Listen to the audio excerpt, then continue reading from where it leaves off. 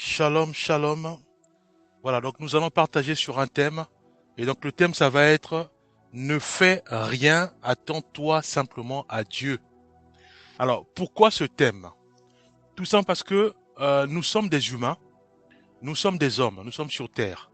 Et en tant qu'humains, nous avons toutes sortes de décisions à prendre. Nous recevons toutes sortes de pressions pour nous pousser à prendre des décisions et à faire des choix. Voyez-vous? Donc, en tant qu'humain, nous avons des décisions à prendre rapidement et des choix à faire aussi rapidement. Alors, je prends deux exemples très simples. Je reçois notification d'expulsion. On dit, monsieur, vous ne payez pas, vous devez libérer l'appartement ou la maison. Alors, effectivement, moi, j'ai un souci, j'ai du mal à trouver un travail. Je recherche du travail, mais je ne trouve pas. Mais je continue à chercher, mais je n'en trouve pas. Et ce qui fait que je ne paye plus le loyer. Et là, je reçois un courrier me demandant de libérer la maison dans 2 jours. Voyez-vous? Alors, je retourne derrière et je me rends compte que derrière moi, j'ai des enfants. J'ai mon épouse aussi qui ne travaille pas. Alors, donc, il y a une décision à prendre rapidement. Voyez-vous la pression? La pression me pousse, m'oblige, moi, à prendre une décision ou à faire un choix. Alors, en tant qu'humain, je suis en Europe. Je dis, bon, écoute, je vois souvent les voisins le faire. Alors, donc, je vais aller casser une porte d'un appartement qui est vide ou d'une maison qui est vide et je vais squatter là-bas. J'attends 5 jours et après, souvent quand c'est 5 jours, à ce moment-là, quand le propriétaire vient pour réclamer son appartement ou sa maison, souvent je refuse et puis bon, on est traduit en justice. Et ce délai prend minimum 2 ans ou 3 ans. Donc j'ai fait un choix qui consiste à squatter une maison illégalement et dans ce choix-là, j'ai la garantie de vivre tranquille pendant 3 ans. Voyez-vous, donc une décision que j'ai prise. Maintenant, la question est posée. Est-ce que cette décision concorde à la parole de Dieu? Est-ce que ce choix respecte la parole de Dieu? Voyez-vous? Mais c'est non. Si nous regardons, c'est non, c'est faux. Pourquoi? Parce que je vais casser la maison d'autrui. Squatter. Donc, déjà, je commence à voler mon prochain. Le prochain va revenir. Il va trouver sa maison squattée. Son appartement confisqué. Il va vouloir chercher à reprendre son appartement ou sa maison. Moi, je dis non. Et à ce moment, il va chercher à prendre les juges. Et là, c'est parti pour 3 ans ou 2 ans. Voyez-vous? Mais derrière, il va gémir. Il sera pas bien. Il va penser qu'à ça. Voyez-vous? Donc là, nous faisons mal à notre prochain. Alors, la Bible nous appelle à aimer notre prochain comme nous-mêmes. Donc la décision, forcément, elle est mauvaise. Le choix, certes, ce choix garantit mon avenir pendant 2 ans, 3 ans, mais par contre, ce choix n'est pas bon, puisque ça ne respecte pas la Bible. Je prends un autre exemple. Je suis licencié. J'ai plus de travail. Je cherche, je ne trouve pas. J'ai une maison à payer. Pour le moment, je n'ai pas reçu l'avis d'expulsion. Mais je dois trouver rapidement l'argent pour nourrir mes enfants, nourrir mon épouse qui ne travaille pas, nourrir moi-même aussi. Alors je regarde, dans mon quartier, je vois qu'il y a la vente de la drogue, l'argent facile. Mais je dois prendre une décision rapidement, parce que j'ai plus de travail. Voyez-vous? Je dois prendre une décision rapidement. À ce moment-là, qu'est-ce que je fais? Je me renseigne, je commence à vendre la drogue. La décision, elle est rapide. Le choix, ça garantit mon avenir, puisque avec l'argent de la drogue, je vais commencer à nourrir ma famille et à payer mon loyer. Mais est-ce que ce choix respecte la parole de Dieu? Non. Est-ce que la décision prise, est-ce que respecte la parole de Dieu? Non. La décision que j'ai prise bafoue, piétine la parole de Dieu. Voyez-vous? C'est pour cela que le thème est clair. Ne fais rien, attends-toi simplement à Dieu. Mais comment attendre face à la vue d'expulsion? Comment attendre, sachant que je ne connais ni les tenants, ni les aboutissants de mon avenir? Comment attendre si et seulement si je dois nourrir mes enfants. Voyez-vous? Et la Bible nous demande d'attendre à Dieu. Pourquoi? Parce que nous avons fait le choix de suivre Jésus-Christ. Nous avons fait le choix de marcher au pas du Maître. Mais c'est qui le Maître? Le Maître, c'est Jésus-Christ, le bon berger. Donc nous, quand nous marchons, devant nous, nous avons Jésus-Christ qui marche devant nous. Et nous marchons au pas du Maître. Voyez-vous? Est-ce que la décision prise pour quitter mon mari, parce que mon mari n'a plus de travail, parce que mon mari a été licencié, mon mari est devenu alcoolique, mon mari est devenu violent, mon mari est devenu paresseux. Est-ce que cette décision prise pour quitter mon mari, est-ce que ça vient du Maître qui est devant moi ou ça vient de mes pensées, ça vient de ma projection, donc de mon choix charnel, ou ça vient de Dieu? Voyez-vous, tu vas me dire, mais Dieu n'est pas devant moi. Mais oui, frère. Aujourd'hui, notre bon berger, celui qui marche devant nous, c'est Jésus-Christ qui est la parole faite chair. La Bible, bien aimé. La Bible. Jésus-Christ qui est la parole faite chair. La Bible. La Bible, c'est elle qui nous coordonne, c'est elle qui nous guide, qui nous oriente. La décision prise pour quitter mes enfants parce qu'ils sont devenus violents, est-ce que cette décision vient de Dieu, de la Bible, de la parole de Dieu, de cet esprit, ou ça vient de moi-même, de ma projection? La décision prise suite à une pression de mon fiancé qui ne veut plus rester ou vivre dans la chasteté. Il veut plus attendre le mariage. Il veut tomber dans la fornication, sachant que c'est mon fiancé. Alors la décision qui consiste à céder dans la fornication, est-ce que cette décision vient de la Bible, la parole de Dieu, vient de Jésus-Christ qui est devant moi, ou ça vient de ma peur, de mes craintes? Donc par ricochet, du charnel. Voyez-vous? Jésus-Christ nous demande, il nous dit, ne fais rien. Attends-toi simplement à Dieu. Tu me diras, mes frères, je dois prendre une décision rapidement. Je suis confronté à un souci. On me presse comme du citron. On me presse comme de l'orange. Je dois faire un choix. Mais est-ce que ce choix vient de Dieu? Ce choix qui consiste à aller te prostituer parce que c'est de l'argent facile.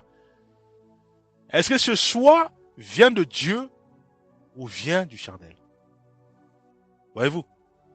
Or, nous devons attendre Dieu. Nous devons marcher au pas du Maître. Nous devons attendre que Dieu nous parle. Dieu nous montre le choix. Dieu nous montre le chemin à suivre. Dieu nous donne la décision à prendre, bien aimé. Tu me diras, mais comment? Mais par la prière, frère. Par la prière. C'est ce que Esther a fait. C'est ce que Esther a fait. Il reçoit la pression de Mardochée, son oncle. La pression de son profil, puisqu'elle est reine. Elle a les tenues.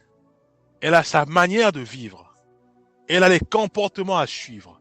Elle a les protocoles à suivre. Des pressions de toutes parts. Mais Esther n'a pas pris une décision charnelle, frère. Esther n'a pas pris une décision de quitter son épouse parce que son épouse ne travaille pas. Son épouse ne le respecte pas. Non. Esther s'est appuyée sur Dieu. Esther s'est appuyée sur la parole de Dieu faite chair. La parole de Dieu faite chair, à nous, c'est la Bible. Elle s'est appuyée sur le Saint-Esprit dans le jeûne et prière. Est-ce que le choix qui consiste à aller voir le roi sans être invité, est-ce que ce choix, je le suis ou pas, intervient, parle? Elle était en jeûne. Mardochée en jeûne. Mais Dieu parle. Si Dieu parle, ça veut dire que le choix n'est pas bon. Voyez-vous? Elle s'est appuyée sur le Seigneur. Voyez-vous? Quel choix prenons-nous, bien? Est-ce que le choix que nous prenons, les décisions que nous prenons, Est-ce que ces décisions bafouent la parole de Dieu, marchent sur la parole de Dieu ou respectent la parole de Dieu? Voyez-vous, bien-aimés? Non, frère, c'est la pression. J'ai peur de perdre le mariage. J'ai peur de perdre mon mari, c'est pour ça que j'ai cédé. Non, non, bien-aimés. Nous devons au contraire prier pour ce frère. Seigneur, intervient. Touche-le. Décime en lui cet esprit qui veut le pousser à la fornication, qui veut le pousser à violer les lois du mariage, qui veut le pousser à sombrer dans le péché. C'est la prière. La prière, bien-aimé. On me donne 2 jours pour me licencier. Je dis gloire à Dieu. J'ai les 2 jours pour jeûner et prier. Voyez-vous, je suis expulsé. Mais bien-aimé, je dois crier au Seigneur. À travers un voisin, il va dire, écoute, reste chez moi pendant 2 jours. Et après, cherche-toi un appartement, une maison. Je dis, gloire à Dieu. J'ai les 2 jours. Cela me suffit. C'est ça. C'est ça un chrétien. C'est ça la vie d'une chrétienne. Vivre par la foi. Vivre par la foi. J'ai 2 jours. Ça me suffit largement pour dormir et enclencher le jeûne et prière. Enclenchant, non Seigneur, je te rends grâce. Toi qui as touché le voisin pour me donner un toit pendant 2 jours. Nous crions au Seigneur. Maintenant, agis puissamment. Toi qui dis de ne rien s'inquiéter, manifeste ta bonté. Il va agir. Il va pouvoir. Il fera en sorte que soit le voisin va prolonger, soit un autre voisin, soit la maison ou un autre appartement, bien aimé. Voyez-vous, c'est ça la vie d'un chrétien. La vie d'un chrétien consiste simplement à marcher derrière le maître, derrière le bon berger, derrière la parole de Dieu, derrière le Saint-Esprit, derrière la Bible, sans voir devant, sans projeter en disant que voilà, j'ai fait le choix, ce choix me garantit une maison ou un appartement pendant 3 ans. Parce que j'ai squatté un appartement, parce que j'ai fait du mal à mon voisin. Ça, c'est pas un bon choix. C'est pas une bonne décision. Puisque elle ne respecte plus la Bible, la décision, elle bafoue la Bible. Elle bafoue la parole de Dieu. Voyez-vous, un chrétien ou une chrétienne marche uniquement par la foi. La foi, elle est sollicitée en permanence. À quel moment? C'est quand il y a des pressions. Un chrétien, une chrétienne a toujours des pressions. Le chrétien est pressé comme du citron. Et quand il est pressé comme de l'orange, à ce moment-là, c'est la foi qui est manifestée. Voyez-vous? La décision de jouer au loto, ça vient du Saint-Esprit ou ça vient de toi-même? Ça vient de la parole de Dieu ou de toi-même? Parce que tu dis, voilà, j'ai rien. Je dois nourrir ma maison, ma famille. Voyez-vous? Nous devons examiner les Écritures. C'est pour ça que nous devons lire la Bible. Connaître Dieu. Dieu, on le connaît par sa parole. Dieu, il parle à travers sa parole. Donc la Bible. Lisons la Bible et à ce moment-là, nous allons comprendre comment fonctionne le Seigneur. Il va commencer à nous parler à travers son Esprit Saint, à nous révéler encore les choses cachées, et à ce moment-là, nous saurons est-ce que la décision est cadre avec la Bible ou elle bafoue la Bible. Voyez-vous, avant de prendre une décision suite à une pression, puisqu'elle en aura, c'est sûr, elle en aura, est-ce que la décision de mentir vient de Dieu ou vient de toi-même? Voyez-vous, donc nous devons, bien aimés, réaliser que la marche chrétienne, c'est une marche où la foi, elle est souvent, quasiment, elle est sollicitée en permanence, la foi. Prenons quelques versets. Psaume 37, verset 7. Garde le silence devant l'Éternel et espère en lui. Ne t'irrite pas contre celui qui réussit dans ses voies, contre l'homme qui vient à bout de ses mauvais desseins. Proverbe 3, verset 5 à 6. Confie-toi en l'Éternel de tout ton cœur et ne t'appuie pas sur ton intelligence. Reconnais-le dans toutes tes voies et il aplanira tes sentiers. Ésaïe 40, verset 31. Mais ceux qui se confient en l'Éternel renouvellent leur force. Ils prennent le vol comme les aigles. Ils courent et ne se lassent point. Ils marchent et ne se fatiguent point. Voyez-vous, je quitte la maison parce que j'ai un enfant qui est devenu fou. Donc j'ai horreur de voir la saleté à la maison. J'ai horreur, j'aime pas voir la saleté, j'aime pas voir les bagarres. Donc je peux quitter la maison, donc je quitte mes enfants. Est-ce que cette décision vient de Dieu ou de toi-même? Voyez-vous, frère, Dieu attend que nous puissions simplement crier à lui. On me donne une journée, on me dit, monsieur Libère, vous avez une journée pour libérer la maison. Je dis, gloire à Dieu, j'ai une journée pour jeûner et prier. Je crois fermement qu'il va agir. Voyez-vous? J'ai plus la maison. Je suis dans la rue. Je crie au Seigneur. Il va agir. Je ne prends pas la décision qui me poussera encore à pécher contre Dieu parce que je vais encore pécher contre mon prochain. Voyez-vous? Nous devons réaliser ceci, qu'un chrétien marche au pas du maître. Un chrétien est toujours pressé, est toujours pressé comme du tronc et sollicite constamment la foi. Il marche par la foi. Il prend la décision selon la parole de Dieu. Il fait le choix selon la parole de Dieu. Voyez-vous? Prenons encore Psaume 46, verset 10. Il est dit, arrêtez et sachez que je suis Dieu. Je domine sur les nations, je domine sur la terre. Lamentation 3, verset 25 à 26. L'Éternel a de la bonté pour qui espère en lui, pour l'âme qui le cherche. Il est bon d'attendre en silence le secours de l'Éternel. Mon mari est violent, je prie pour mon mari. Dieu intervient, agit puissamment, fait grâce que je ne puisse pas prendre la décision de divorce. Mon mari est devenu colérique ou alcoolique. Je dois prier pour lui afin que le Seigneur intervienne et que la délivrance inonde sa vie. Cela m'évitera de prendre la décision de divorce, bien aimé. Je dois faire des bons choix et prendre des bonnes décisions selon la parole de Dieu, selon la Bible. Est-ce que le fait d'avoir peur de perdre mes amis qui me poussent à prendre la cigarette, est-ce que cette décision vient de Dieu ou ça vient sur le fait que tu piétines la parole de Dieu, tu piétines Jésus-Christ, qui est la parole faite chair? Voyez-vous? Donc nous devons, avant d'avoir peur, avant de prendre une décision qui nous pousse à tomber, nous devons encore réexaminer nous-mêmes en disant, est-ce qu'actuellement, qu'est-ce qui me guide? Est-ce que c'est la parole de Dieu qui me guide? Ou ce sont mes émotions? La peur de perdre mon mari, la peur de perdre mes amis qui me poussent à prendre la drogue, la peur de dormir dans la rue, la peur de perdre même ma famille. Voyez-vous?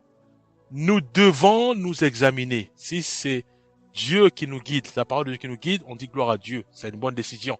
Si c'est pas Dieu qui nous guide, nous devons nous arrêter, demandons pardon au Seigneur et recherchons le secours auprès de Dieu. Je suis dehors, on va me licencier, on va m'expulser, mon mari est violent, ma maison, il y a trop de fous. Interviens Seigneur, fais-moi grâce de ne pas prendre des mauvaises décisions. Dieu va agir. Voyez-vous, nous devons prendre des bonnes décisions sur la parole de Dieu. D'où le thème, ne fais rien. Attends-toi simplement à Dieu, bien-aimé. Voyez-vous, Psaume 62, versets 1 à 2. Oui, c'est en Dieu que mon âme se confie. De lui vient mon salut. Oui, c'est lui qui est mon rocher et mon salut. Ma haute retraite, je ne chancelle guère. Exode 14, verset 14. L'Éternel combattra pour vous. Et vous, gardez le silence. Psaume 27, verset 14. Espère en l'Éternel. Fortifie-toi et que ton cœur s'affermisse. Espère en l'Éternel. Hébreux 10, verset 23. Retenons fermement la profession de notre espérance. Car celui qui a fait la promesse est fidèle. Voyez-vous, nous croyons que Jésus-Christ est avec nous, nous croyons que Jésus-Christ est en nous, et nous croyons qu'il connaît nos problèmes, il connaît nos défis, il connaît que nous sommes pressés, et il connaît que nous sommes pressés comme du citron, il connaît que nous devons aussi prendre des décisions. C'est pour ça que nous devons nous appuyer que sur lui, bien-aimés. Et non sur nous-mêmes, et non sur notre charnel, parce que notre propre chair. Parce que, souvenons-nous, un être humain est bombardé par toutes sortes de pressions, et souvent nous prenons des décisions, on va dire, quasiment peut-être 100 décisions par jour. Hein. Nous les prenons constamment, ça va très rapide, voyez-vous. Mais nous devons tout requalifier à travers les Écritures. Prendre les décisions selon la parole de Dieu, voyez-vous. Donc ça sert à rien de s'énerver, ça sert à rien. Nous devons poser la question, est-ce que mon attitude respecte la parole de Dieu ou pas? Prenons un dernier verset, Philippiens 4, verset 6 à 7. Ne vous inquiétez de rien, mais en toute chose, faites connaître vos besoins à Dieu par des prières et des supplications. Avec des actions de grâce, et la paix de Dieu, qui surpasse toute intelligence, gardera vos cœurs et vos pensées en Jésus-Christ. Prions, Père céleste, nous remettons nos vies en ta main. Fais-nous grâce. Fais-nous grâce de nous appuyer que sur toi. Que notre foi en Jésus-Christ s'amplifie davantage, afin que nous réalisons que la marche chrétienne, c'est une marche où la foi est sollicitée quasiment tous les jours. Permets à ce que nous puissions davantage nous enraciner en Jésus-Christ et que lui seul soit notre guide. Au nom puissant de Jésus-Christ, nous avons ainsi prié. Amen.